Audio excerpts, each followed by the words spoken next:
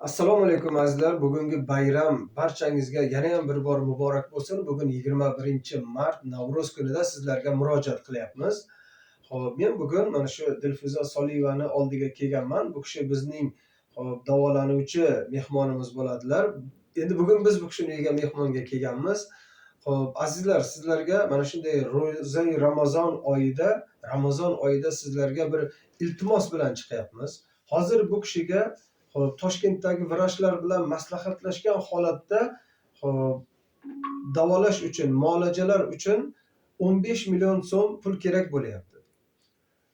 Dilfuza Soliyeva bundan 14 yil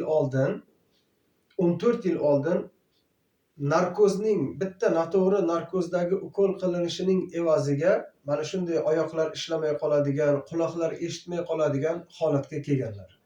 Endi mana shu paytgacha bo'lgan juda ko'p muolajalar bo'ldi, lekin natija bo'lmadi. Bizga murojaat qilganlaridan keyin 2 oy oldin murojaat qildilar. O'sha 2 oyning evaziga ozmi ko'pmi natijaga erishdi va 100% lik natijaga erishish uchun 15 million pul kerak bo'lyapti. Endi men birinchi marta sizlarga murojaat qilyapman.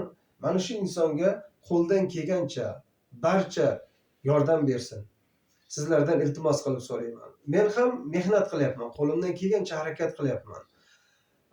Allohdan so'raymiz albatta. Kimning nima niyati bo'lsa, niyatlariga yetkazsin. Mana shu Xudo xolasa bu Dilfuza Soliyeva yurib ketsa barchani duo qiladi va mana shu berilayotgan apparatlar barchasi Dilfuza Soliyevaning o'zida qolib ketmaydi.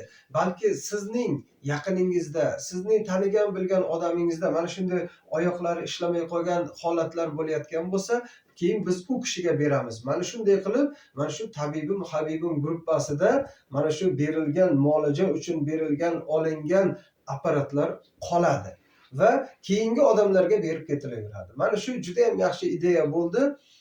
Sizlarning berayotgan o'sha 10 ming so'mmi, 100 mingmi, qancha bo'lishidan qat'iy nazar qilingan xayr ehsonlaringiz, zakot, fitr, sadaqa bularning hammasi o'tadi va mana shu berilgan ehtiyojmand odam uchun haqiqiy kerakli bo'lgan bu kishi nogiron, quloqlari ham eshitmaydi, oyoqlari yurmaydi. Mana shunday insonga berilgan, qilingan xayr ehson, sadaqa, zakotlaringiz xuddi egasiga borgandek bo'ladi. Va bu kishidan keyingi odamlar ham sizni davomli duo qilib turadi. Demak, savobi yog'ilib turaveradi. O'sha olinayotgan kalaskalari, o'sha apparatlari, barcha texnika jihozlari uylarida bo'lsa, muntazam foydalansa, ana shundagina shifo bo'ladi deb toshkentlik vrachlar aytganligi uchun biz oxiri mana shu holatga, ya'ni sizlarga murojaat qilishga majbur bo'ldik. O'zingiz ham biror narsa ayting. Assalomu alaykum azizlar. Men Dilfuza Soliyeva Jizzaxdanman. 14 yil oldin bitta ukol orqali noto'g'ri qilingan sababli yurolmay qolganman. Lecheniya olishim kerak. Yordamga muhtojman. Iltimos, yordam beringlar. Alloh sizlardan rozi bo'lsin. Ana endi Saidovdan ham Alloh rozi bo'lsin. Rahmat sizga. Endi aytmoqchi bo'layotganim, biz Hindistonga, Turkiyaga, Germaniyaga borayotganimiz yo'q. Shunchaki biz bu kishini o'zlariga o'sha apparatlarni olib beramiz. Xudo xolasa qisqa vaqtlarda yurib ketadi. Hammalaring duoda bo'lasizlar. Qilingan xayr ehsonlaring qolib ketmaydi. Bu kishini o'zlari ham o'sha kalaskalari bo'ladimi, qanaqa apparatlar bo'lishidan qat'iy nazar keyingi odamlarga, o'sha muhtoj odamlarga yurib ketgandan keyin berib yuborish sharti bilan sizlardan duoyi salom bilan yordam kutib qoladi. Sizlarga mana bu kishini o'zlarini Dilfuza Soliyeva nomida bo'lgan karta raqamlarini tashlab qo'yamiz videoning ostida.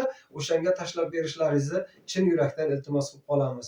Hojonalar, hojakalar, barchalaring bilasizlarki, mana shu Ramazon oyida qilinayotgan duolar albatta ijobat bo'ladi. Hozircha salomat bo'linglar. Xayr.